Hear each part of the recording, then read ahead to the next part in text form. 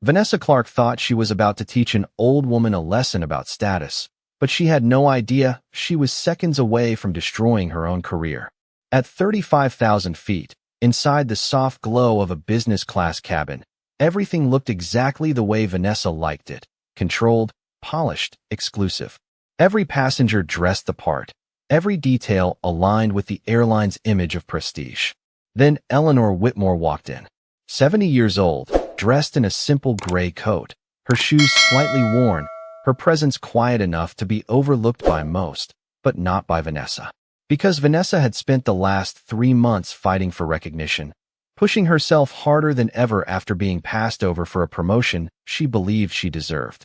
Today, she had promised herself she would assert control. And when she saw Eleanor settle calmly into seat 2A, something about it felt wrong. Not because of the ticket, but because of how she looked. Vanessa's heels clicked sharply against the aisle floor as she approached, each step carrying the weight of frustration she hadn't been able to release anywhere else.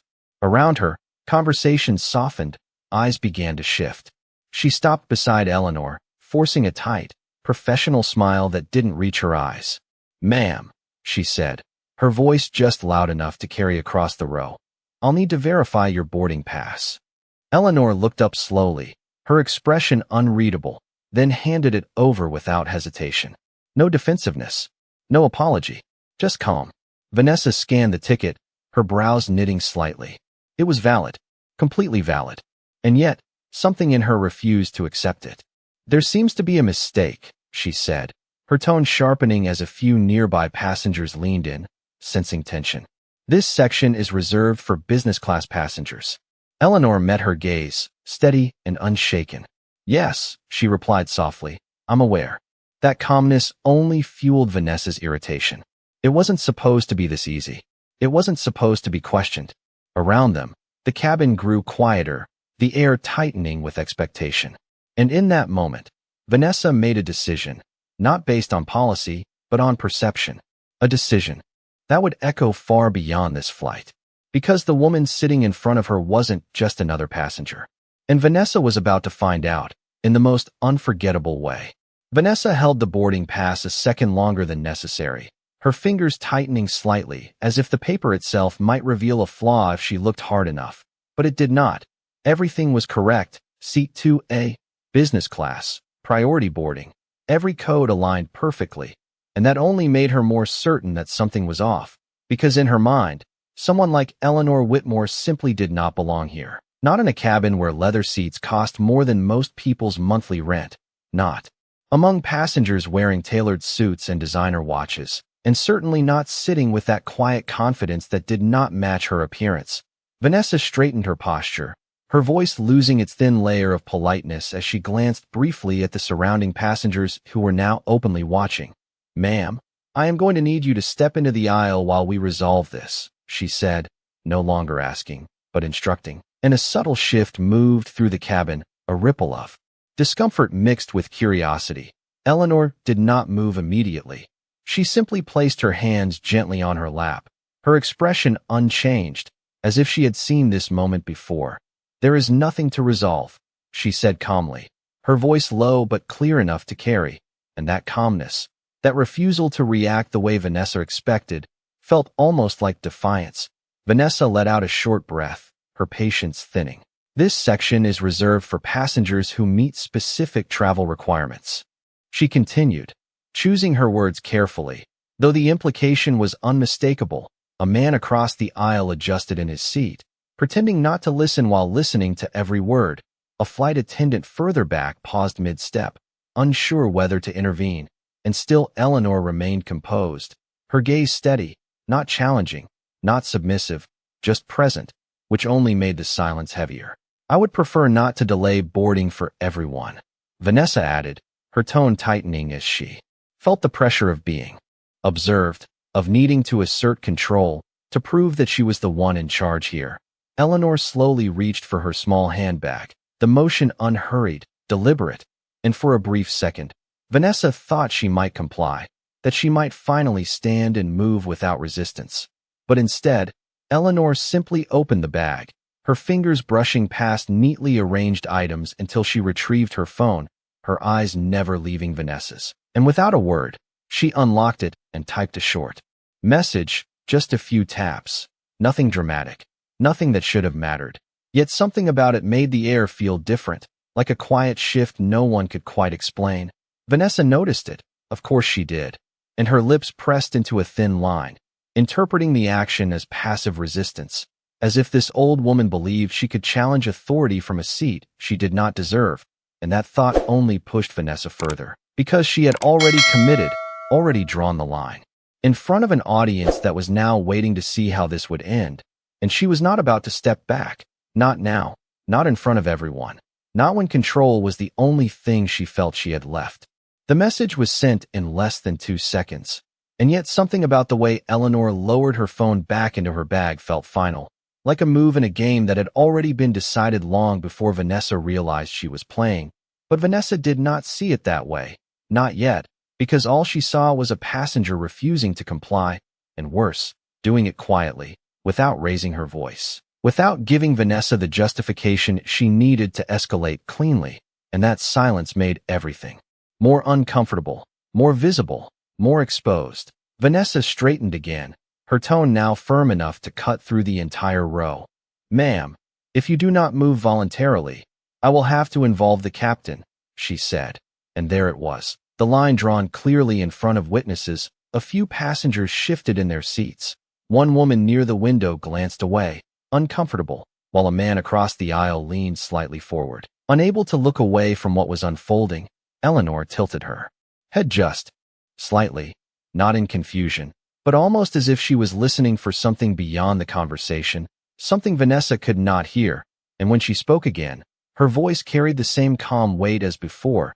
"You should do what you believe is necessary," she said, and that response, so simple, so unbothered, landed heavier than any argument could have, because it gave Vanessa nothing to push against, no resistance, no emotion, just quiet acceptance. And in that moment, Vanessa felt something she refused to acknowledge, a flicker of uncertainty, quickly buried beneath her need to maintain control. She turned sharply, signaling to a nearby flight attendant, her voice lowered but urgent.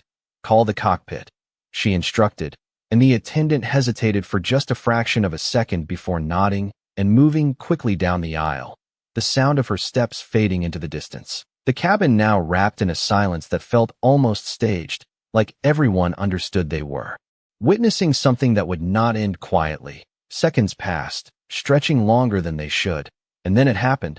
A soft click from the cockpit door at the front of the cabin, subtle at first, almost easy to miss, but Eleanor noticed it immediately, her eyes shifting ever so slightly toward the front, not surprised, not relieved, just aware, while Vanessa remained focused on Eleanor, unaware that the moment she had called for authority was already slipping beyond her control. The cockpit door opened fully, and the captain stepped out, his expression professional, composed, but the instant his eyes landed on Eleanor Whitmore, something changed, not dramatically, not in a way that shouted, but in a way that every experienced traveler in that cabin could feel. His posture adjusted, his pace slowed, and without looking at Vanessa, he began walking directly down the aisle towards seat 2A. And for the first time since this began, the confidence in Vanessa's stance faltered. Just slightly, almost invisible, but enough, because deep down, something was no longer aligning with the story she had convinced herself was true, and the cabin, once filled with quiet judgment, now held something else. Entirely, anticipation. The captain's footsteps were measured, deliberate, each one echoing softly against the aisle floor as conversations dissolved completely into silence. Every eye now fixed on what was about to happen, and Vanessa felt it, that shift in the air, that subtle change that no training manual could prepare her for.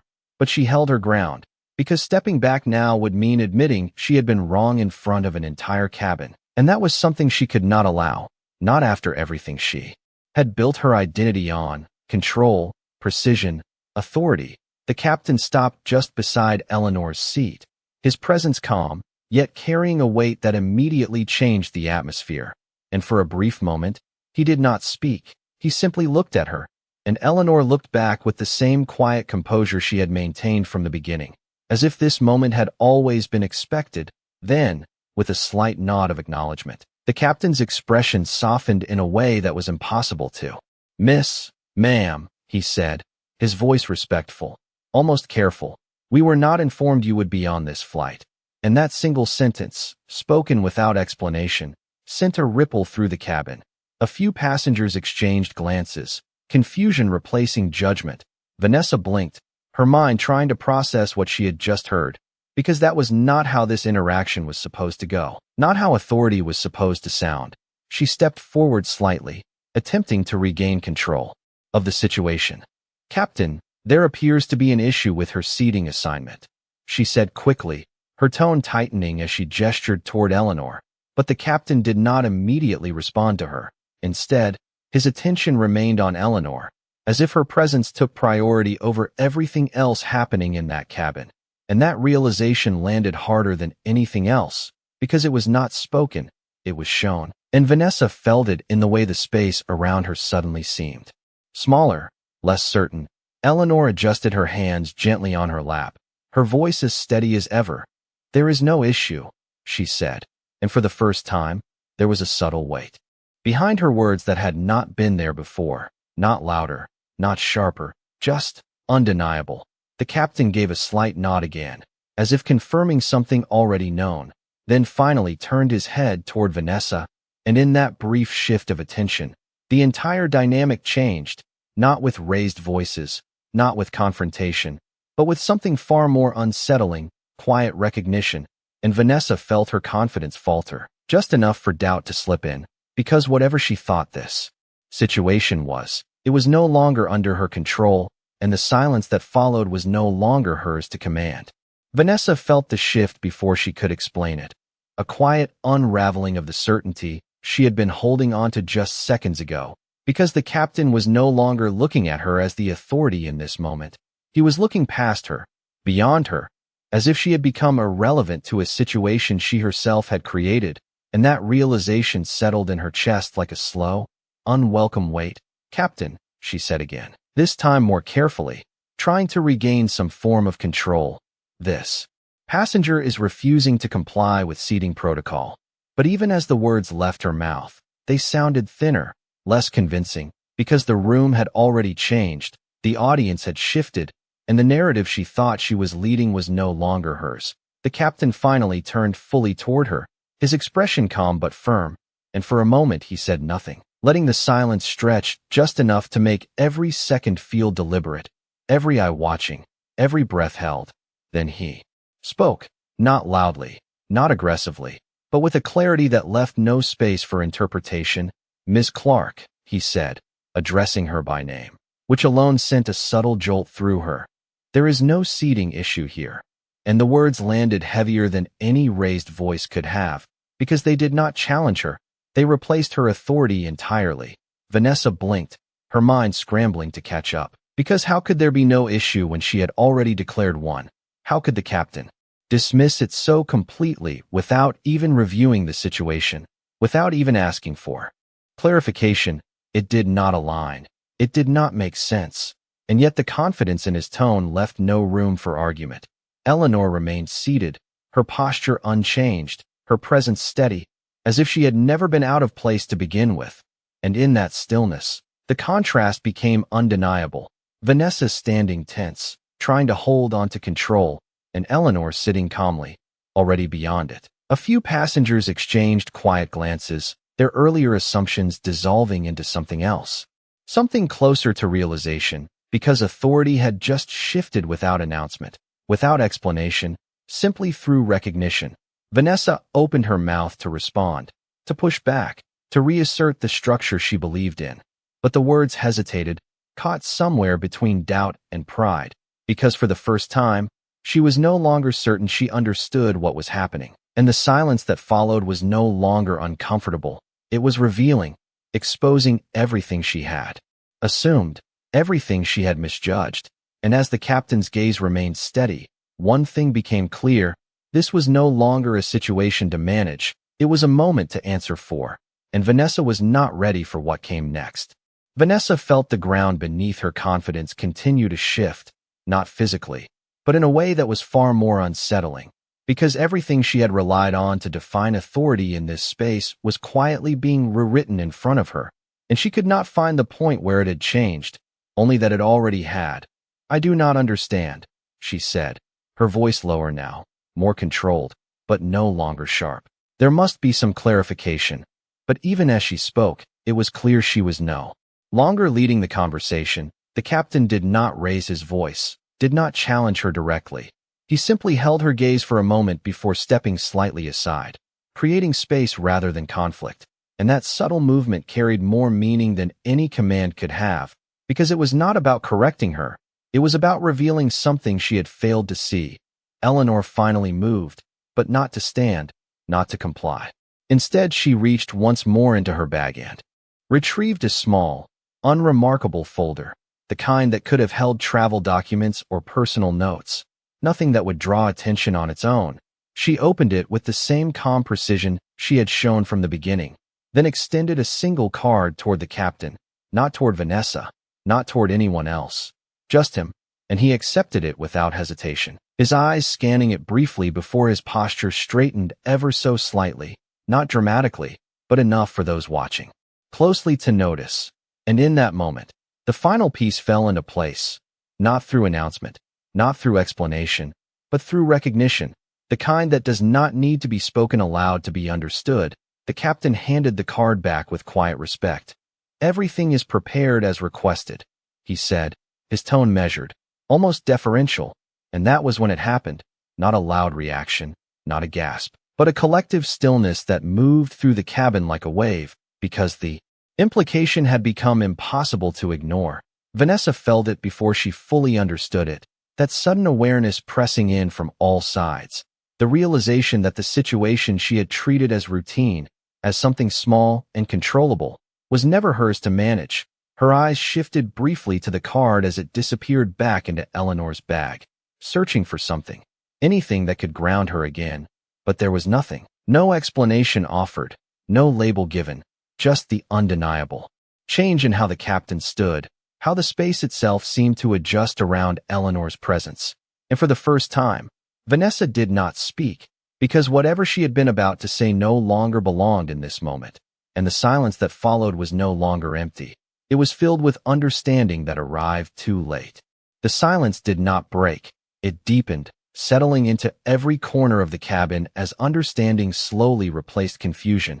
And Vanessa stood there, no longer certain where to place her hands, her authority, or even her voice, because nothing in her training had prepared her for a moment like this, where power did not need to announce itself, where it simply existed and shifted everything around it. The captain remained beside Eleanor, his posture now unmistakably respectful, no longer neutral, no longer procedural, and that difference, subtle as it was, spoke louder than any explanation could have.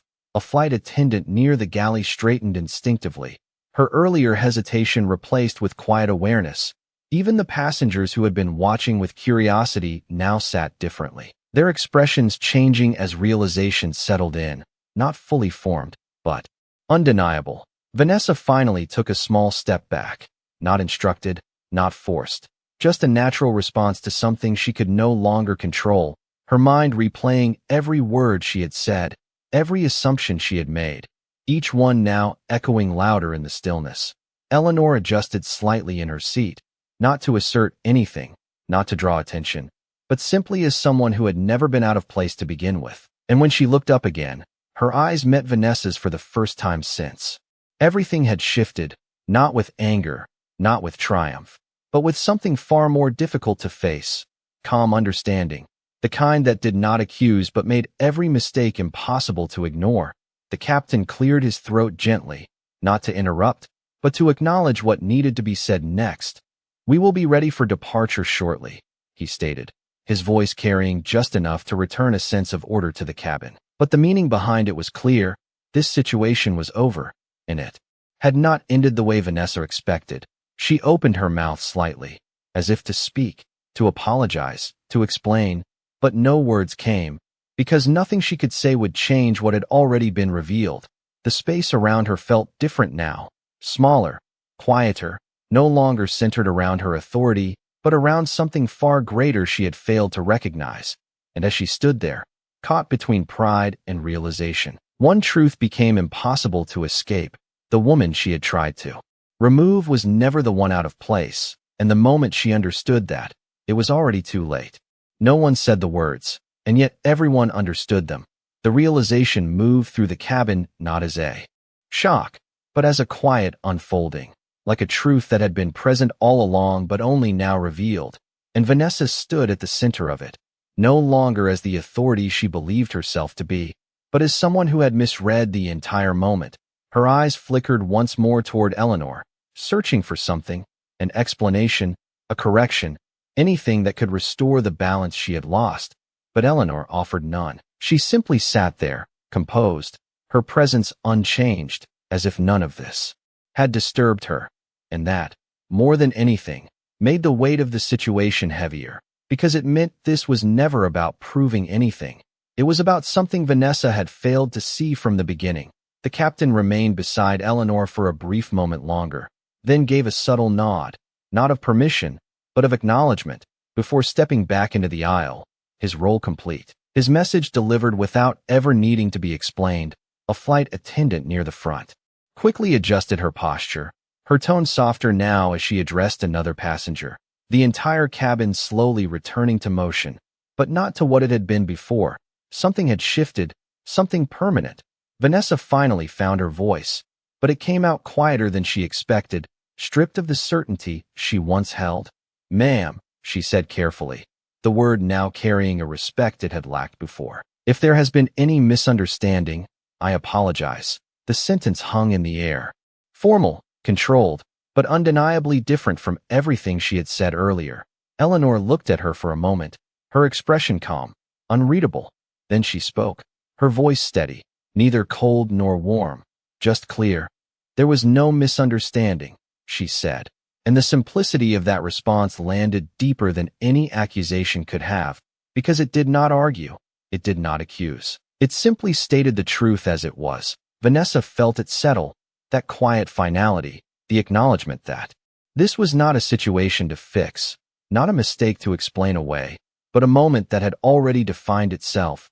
The cabin fell into a softer silence, not tense, not expectant, but reflective, as if everyone present had just witnessed something that would stay with them long after the flight ended. And as Vanessa stepped back, giving space she had once tried to take, one thing became undeniably clear: respect had never been about position, and the moment you choose who deserves it, you reveal more about yourself than anyone else. The engines began their low, steady hum as the aircraft prepared for departure, a familiar sound that usually faded into the background. But today it carried something different, a quiet reminder that time moved forward whether people were ready or not.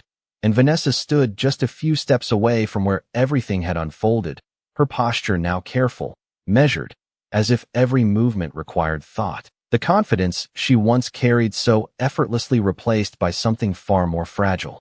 Awareness. She adjusted her uniform slightly, not out of necessity, but as a way to regain some sense of control, even if only in appearance. Around her, the cabin returned to its rhythm, passengers fastening seatbelts, attendants completing final checks. But the atmosphere had not fully reset. There was still a trace of what had happened, lingering in the glances that were no longer dismissive, in the silence that now held understanding instead of judgment. Eleanor remained in her seat, her gaze directed calmly toward the window, the city lights below reflecting faintly against the glass. Her presence once questioned, now unquestioned, not because of anything she had said, but because of everything that had been revealed without words. Vanessa hesitated for a moment before stepping closer again, not out of duty this time, but something else, something quieter, more personal. She stopped just beside the seat, leaving a respectful distance, her voice steady but softer than before. "If there is anything you need during the flight, please let me know," she said. And this time, there was no tension behind the words, no hidden judgment, just sincerity. Eleanor turned her head slightly, meeting Vanessa's eyes once more, and for a brief second, the noise of the cabin seemed to fade again. "Thank you," she replied simply. And that was all. No lecture, no correction, no display of authority, just acknowledgement. And somehow, that made the moment even more profound. because it left space for reflection instead of resistance. Vanessa gave a small nod, stepping back into the aisle, her role unchanged on the surface, but entirely different beneath it. The aircraft began to move, slowly taxiing toward the runway. And as it did, something else moved with it, a shift in perspective. Not just for Vanessa, but for everyone who had witnessed the moment, because what had happened was not loud, not dramatic in the way people expect, but it was undeniable. It stayed with you, in the quiet spaces, in the decisions made without thinking, in the assumptions formed in a second, and as the plane lifted into the night sky, leaving the ground behind, one